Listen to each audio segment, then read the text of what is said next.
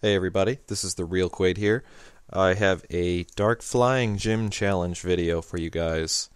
This is a battle between ChocolateBowtie, who is our gym leader, and the challenger 21Questions. So I saw this video once before. I'm just going to provide some live commentary over it. Basically, Chocolate's team is quite offensive. I believe I did a previous video of one of his gym battles that was relatively one-sided, but 21 Questions has a pretty balanced team. He's got some fast offense with Jolteon. I'm assuming Darmanitan is scarfed, because they tend to be. I think Darmanitan works best as a scarf. So he's got some good fast offense on both sides. He's got some nice tanks with Blastoise is probably built as a tank. Metagross and Tyranitar are very defensive. So pretty balanced team. Let's just get into it and get this thing going here. So like I said, we saw Chalk's team in battle previously. It was pretty one-sided, but this one is much more even, I guess, throughout. There's a couple of mistakes here and there that I'll point out as we get to them. But so ChocolateBowtie leads with his Zapdos. Now I know this Zapdos is relatively tanky, and then 21 Questions lead with this Jolteon, so you think a somewhat even matchup here. Nobody really has any significant advantage. So Jolteon goes for the Thunder, hits it. This does a lot more damage than I had anticipated. Then you see the Life Orb damage, so if he had Specs, it actually would have one-shotted him, which is weird. Zapdos goes for the Heat Wave. Unfortunately, he misses. So Jolteon is going to come out with 0 damage on that one. Makes a wise choice switching to his Crocodile against the Thunder. He actually went for Volt Switch instead, which Crocodile is immune to as well, so Jolteon is sort of stuck in for a turn. He brings out his Hydreigon, which you probably would have expected. Chalk goes for an Earthquake, and I'm pretty sure that his Crocodile is scarfed as well, so he's going to be forced to switch as well, which is a free turn for Hydreigon to do whatever it needs to do. So he goes for his Dragonite, which I thought was an interesting switch just because, you know, Hydreigon could have Draco Meteor. I believe he also learns Ice Beam, which would have maimed both Crocodile and Dragonite. But he went for the Surf, so Dragonite laughs at that. He's actually at full health right now. And there's the Draco Meteor. So you can see, I wasn't sure what the set of this Hydreigon was. If he was choiced, he would kind of be stuck, but he actually wasn't. He's able to get the Draco Meteor, does quite good damage. Would have one-shotted if not for multi-scale, but didn't come to that. Actually, he was able to use the White Herb, so now we know what item he has. Chalk goes for the Dragon Tail, which actually does quite good damage to Hydreigon and forces us to switch. Unfortunately, he brings out Tyranitar, which is one of probably his best Dragonite counters anyway, just because he can pretty much one-shot him with a Stone Edge here.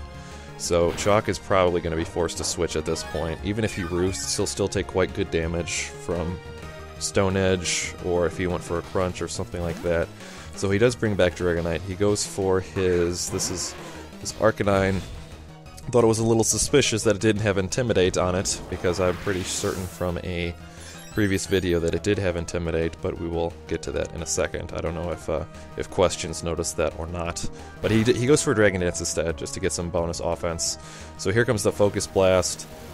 Tyranitar, not that, you know, he's 4 times weak to it. His special defense is quite low, but because of the Sandstorm boost, he actually manages to survive.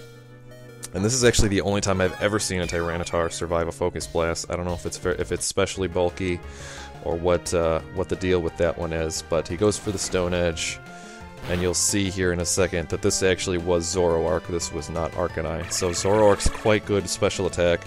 It's one of the reasons why when I had my Zoroark I put Specs on him. Now I'm fairly certain that Chalk's Zoroark, if it's the one he was running previously, it has a Focus Sash on it, so it actually doesn't have any boost to it. So you kind of see the strength that Tyranitar has, taking up a ×4 special attack and not even blinking an eye. So goes for the Hidden Power on Zapdos.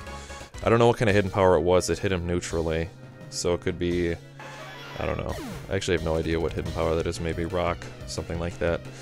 But goes down to Life Orb damage, so he's going to go for the actual Arcanine. There's the Intimidate. Just going to go for something to finish him off with a priority Extreme Speed, so there's, you know, that one right there. Tyranitar is tough, resistant to it, actually manages to survive with 3 hit points left. So things are not going well for Chocolate right now. He's going to fall to a super effective Earthquake. I mentioned the toughness that Arcanine has in one of my podcasts and how I really like it, but unfortunately he's not enough to take down Tyranitar, so goes for the Pimp Crow. That's what I call him. Sucker Punch will fail. He actually goes for another Dragon Dance here, try to play some mind games with him. Hoping that maybe the next turn he'll go for a Heat Wave or a Brave Bird or a Drill Peck or something like that. He's going to take some damage from the Sandstorm, but he goes for another Sucker Punch. It's probably the best play. I would have done that as well, so manages to crit, doesn't matter, he's only got 3 hit points left. So Honchkrow is able to finally take him down. He gets a nice Moxie boost, so his attack's going to be even higher. Potentially could turn it around here with some good Honchkrow play. So, but here comes the Darmanitan.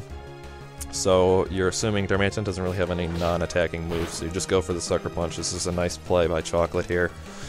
Doesn't manage to knock him out, just barely. He actually has a Focus Sash, which is not what I expected.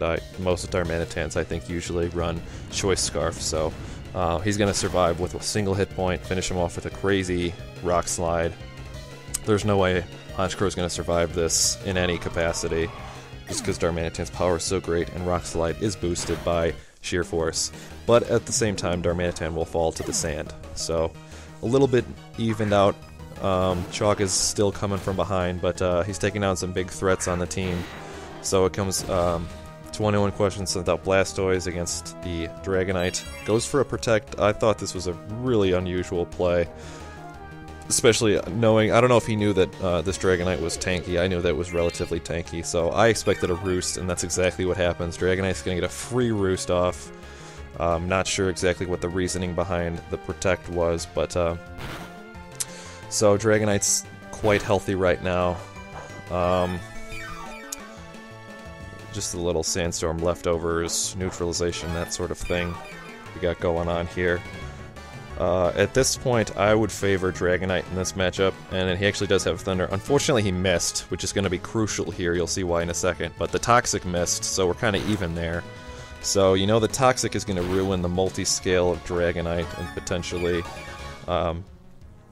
whatever, I forget whose Chalk's last Pokemon is, but Toxic, or his Crocodile, I believe, is the last one he has other than Dragonite. So there's the Thunder, that one's gonna land. Blastoise, some decent stats overall. He doesn't have any things that's outstanding, but he's solid all around, so he actually survives it with a pretty nice chunk of health, despite being weak to it. So there's the Toxic on Dragonite, that's gonna start ticking away. And we're going to have a little bit of stall action here with Protect and fun stuff like that, so I don't know if there was much Chocolate could have done at this point against a Blastoise. You're assuming it has at least one attack, which at Blastoise's case would probably be a Scald, so I don't think that sending Crocodile out would have been a wise choice. What he could have done, potentially, is now that the very first turn you saw the Protect from Blastoise, so you know he has it, and the moment he Toxic you, you're going to expect some kind of stalling action.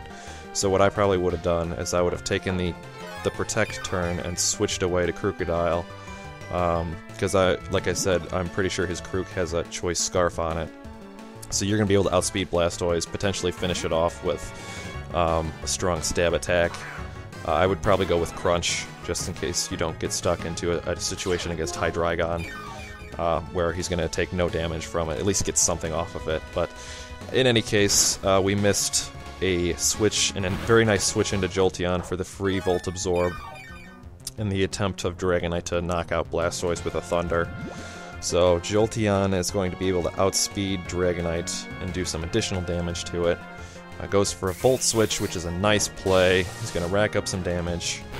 Dragonite is neutral to it, so that does pretty good damage. Jolteon's going to remain safe.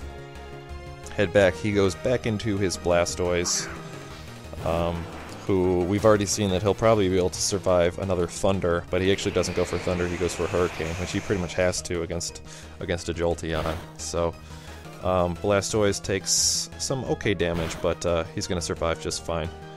So the Sandstorm leftovers take into effect. Dragonite's going to be very crippled after his Toxic kicks in here, once we get to that point. And again, you could pretty much expect a Protect from Blastoise on this turn. Oh, he actually falls here. I thought he survived another turn. So, but I mean, he would have for sure protected just to get that extra tick of poison. So here's Krookodile, the last Pokemon. Protects probably just to scout out the attack and see what he's coming with. Again, like I don't know if 21 Questions knew that this was choice, but I'm fairly certain that it is. But he can't go with Earthquake because Hydreigon's immune to it. He pretty much has to go with Crunch because that's the strongest attack he has. And any attacks he have are going to be resisted by somebody. If he had an Ice attack, it would be resisted by Blastoise, even though it would hurt a lot of the rest of his team. But he's able to get a Moxie boost out of it, does take down Blastoise. Here comes Metagross. Metagross is actually going to take neutral damage from it, but his defense is high enough that he should be able to survive this and then fire back with an attack of his own, maybe a Hammer Arm. He actually goes for a Meteor Mash. I probably didn't have a Hammer Arm, but Meteor Mash is a great attack anyway, and you're going to see that it does very good damage to Krookodile. Doesn't manage to one-shot it just barely, but most Metagross are also packing Bullet Punch, and there it is. So, good game to both competitors. It was pretty close, even though Tyranitar kind of started to run through Chocolate's team pretty good. He didn't have a very reliable answer to it, but he managed to fight his way back a little bit and make it relatively interesting at the end. So, as always, I want to thank you guys for watching. We're coming up on our 100th video here pretty soon, so I have some plans for fun things to do with that. So I won't get into any more details. I'll leave you guys in suspense. But until then, or until the next time I see you, thanks for watching, and I'll see you guys next time.